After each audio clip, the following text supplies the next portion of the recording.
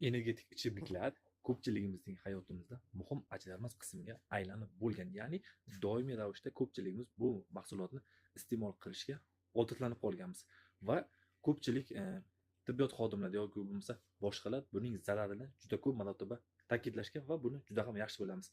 Lekin imенно bizning sohamizda, ya'ni stomatologiyada, tishlarda energetik ichimliklar qay tarzda zarar keltiradi, hozir shu haqida bilib olasiz.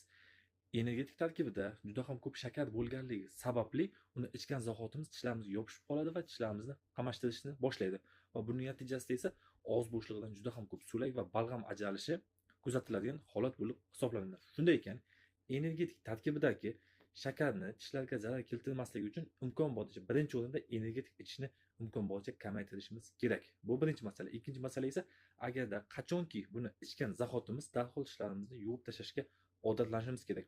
Shundagina biz energetik tarkibidagi shakar keltirib chiqarish mumkin bo'lgan turli xil tish kasalliklarini oldini olgan bo'lamiz.